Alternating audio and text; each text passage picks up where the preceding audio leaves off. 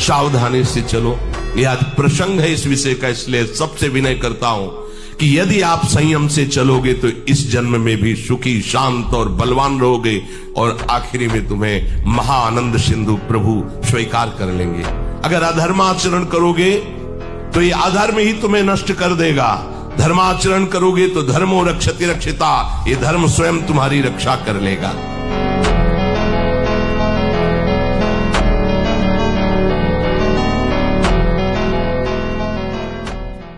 महाराज जी, मेरी उम्र 14 साल है। मैं अखंड ब्रह्मचर्य का नियम लेना चाहता हूँ। बहुत कठिन है बच्चा, बहुत कठिन है। पहली बात तो हर समय गुरुजनों की नजर में होने चाहिए आप। दूसरी बात, सांसारिक पढ़ाई वाले बच्चों के बीच में नहीं होने चाहिए आप। ब्रह्मचर्य के पालन के लिए सात्विक आहार, असुविधा युक्त जीवन, गुरुजनों की कठोर आज्ञा में रहना, तब जाकर के कहीं घर में या परिवार में या स्कूल में अखंड ब्रह्मचर्य का माहौल नहीं मिलेगा। अब ये मोबाइल रखें, नए लड़कों से बात करें तो अखंड ब्रह्मचारी, अखंड शब्द बहुत भयावह है। हमें लगता है कि ब्रह्मचर्य शब्द रखो, अखंड शब्द छोड़ दो, अखंड भगवान के ऊपर छोड़ दो और ब्रह्मचर्य में रहो जब तक ब्याह ना हो। आप शरीर पवित्र रख के देखो, 1 महीना जूठा मुंह मत रखना, शरीर पवित्र रखो और ब्रह्मचर्य रह के देखो। 1 महीने में आपको ऐसा लगेगा आप देवता हैं। 1 महीने में लगने लगेगा, एक मतलब दिव्यता आने लगेगी।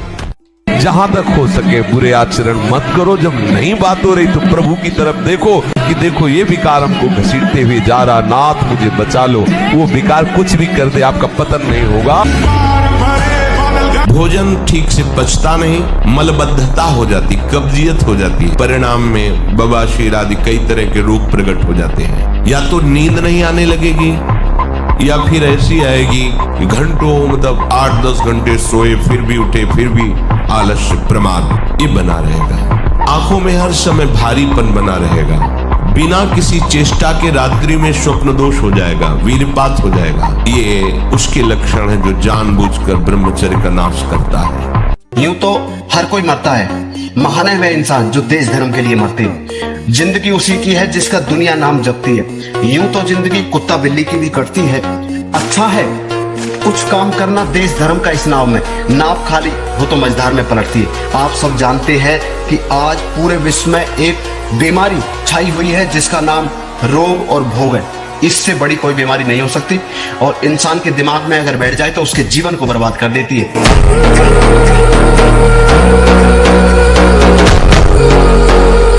ब्रह्मचर्य आ जाता है, शरीर भले रोग से ग्रसित हो तो विचार शक्ति इतनी बलवान होती है कि शरीर शक्ति के हीन होने पर भी वो प्रसन्न है। ब्रह्मचर्य बहुत बड़ा वरदान है।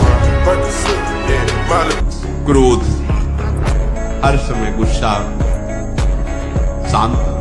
शांत रहने का अभ्यास। शोक, कुछ भी नष्ट हुआ, मार अंदर से टूट गए, अब क्या होगा ऐसा नहीं। प्रभु है, आज असफल हुए कल हम सफल हो जाएंगे। उत्साह नहीं होना, शोकित नहीं होना। तृष्णा, जो भोग भोग चुके हैं उनकी याद में पुनः भोगों को भोगने की इच्छा। लोभ, अधिक से अधिक और भोग संग्रह हो जाए, संपत्ति हो जाए अधिक से अधिक। चुगली करना, किसी की भी बात सुनकर किसी और को बताना, ये सब पतन के मार्ग। दाह, किसी के सुख को देख के जलना कि क्या करें जिससे इसका ये सुख नष्ट हो जाए, ऐसी वृत्ति होती। ब्रह्मचर्य नाश हमारा संपूर्णतया नाश। सत्य मार्ग में नहीं चल सकता जो व्यभिचारी है, उसे शुभ गति नहीं मिल सकती। शुभ गति व्यभिचारी, प्रश्न ही नहीं उठता। हमारा सुख, आरोग्यता, तेज, विद्या, बल, सामर्थ्य और स्वतंत्रता, ये सब ब्रह्मचर्य के ऊपर निर्भर है। ब्रह्मचर्य है हमारा जीवन आनंदमय है। ये हमारे जीवन का आधार स्तंभ है। आधार स्तंभ टूट जाने पर कितना भी कीमती भवन हो ढह जाता है, वैसे ही वीर्य नाश होने पर सर्वस्व नाश हो जाता है। भगवान शंकर कहते हैं कि जो वीर्य को नष्ट कर रहा है वो मरा हुआ पुरुष है, और जो वीर्य को संचित कर रहा है वही परम जीवन वाला कहा जाता है, महान जीवन वाला कहा जाता है। ब्रह्मचर्य एक महान बल महान तेज है जो कभी तुम्हें झुकने नहीं देगा, टूटने नहीं देगा।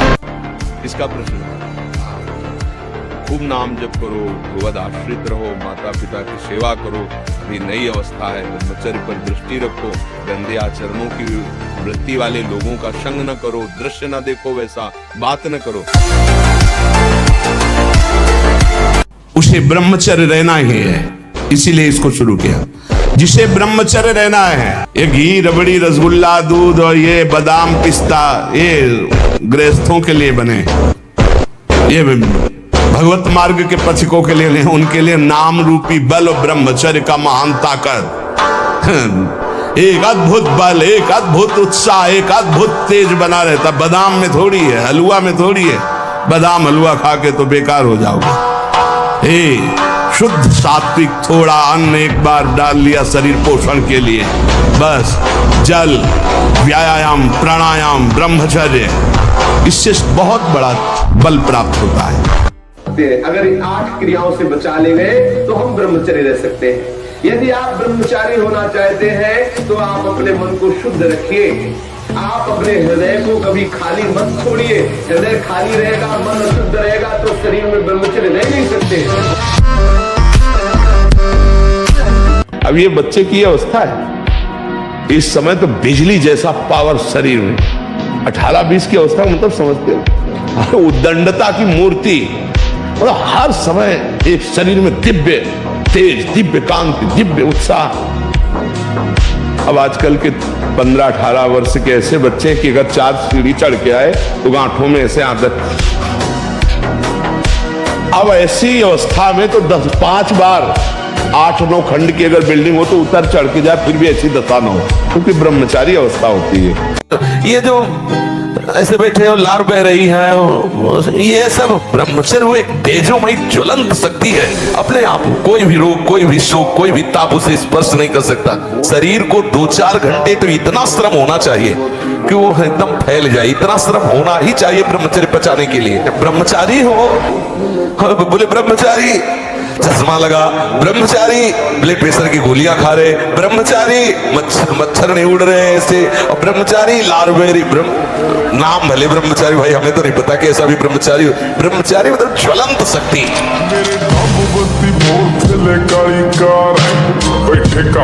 अनंत जन्मों के बिगड़ेल मन को एक नाम भारी पड़ जाएगा। एक बार राधा बोला तो ऐसी तैसी इस मन की हमारा नाश नहीं कर सकता। नाम सच्चिदानंद परम सत्य है, और जितनी वृत्तियां सब असत्य हैं, जितने भी दृश्य हैं सब असत्य हैं। असत्य दृश्य भारी तब पड़ रहा है जब आप उसे सत्य मान रहे हैं, उसकी सत्ता नहीं, और नाम की सत्ता है। जहाँ कोई विषय भारी पड़े उसी समय सोचना मैं तो प्रिया प्रीतम का हूँ, अय काम मेरा नाश कर सकता है। ये होता रहेगा तब तक जब तक वो साक्षात्कार नहीं होगा, तो इसका कोई महत्व नहीं, ये आती जाती रहेगी। तो आज तुम सत्संग सुन रहे हो, कल से पीछी जिंदगी में जो कुछ हुआ तुम चिंता मत करो, उसका शोक मत करो। अब तुम नाम जप करो, सब ठीक हो जाएगा। बीती हुई बात को लेकर शोक करना वर्तमान के समय में मानो समय बर्बाद करना है। अरे पीछे तो गलती हो ही गई, अब हम इस समय को उसके चिंतन में बर्बाद। राधा राधा राधा राधा राधा, वर्तमान समय हमारा भगवत चिंतन में जाए, ना कि पीछे की बातों के चिंतन। जहां कोई हारता है तहां वो निराशा अपने ऊपर ले आता है। हारना जीत का एक संकेत है, ऐसा मत समझो कि हारना पतन का संकेत है। नहीं, जो उत्साह संपन्न है, जो विवेकवान है, वो देखते हैं कि मैं कहां से हारा, कौन सा वो बिंदु है जहां मैंने चूक कर गया। विवेकवान तुरंत उसे संभालते हैं, आगे चलते हैं। फिर हार होती तो फिर हमें आगे बढ़ना है, ना कि हमें शरीर नष्ट कर देना है, ना कि हमें इतना चिंतन बिगाड़ लेना कि डिप्रेशन में पहुंच जाए। हर परिस्थिति हमारे कर्म के अनुसार रची गई है। अब हमको संभालना होगा, उस कर्म के प्रवाह में बहकर हमें नष्ट नहीं होना है।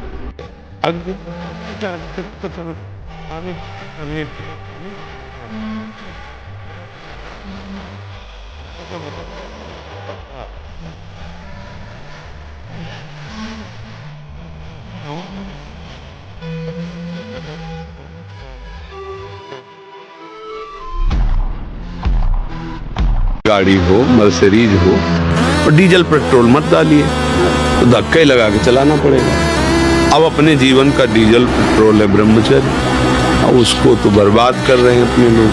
अब हम लोगों ने ब्रह्मचर्य को एक मनोरंजन समझ लिया।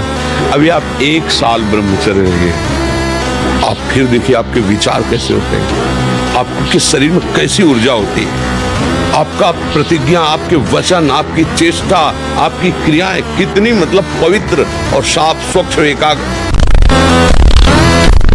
तो प्रार्थना मान लीजिए ये खिलवाड़ नहीं है, पर स्त्री गमन सीधे दुर्गति है। जो कानून है वो कानून है, ये भगवत कानून है, वैदिक सिद्धांत है।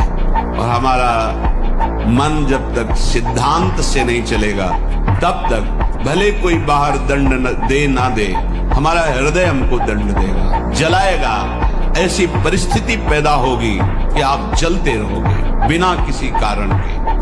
प्रार्थना है ये मन के बहकावे में वो ऐसे लोगों का संग जो कि अरे मनोरंजन है, ये मनोरंजन नहीं, तुम्हारा सर्वनाश है।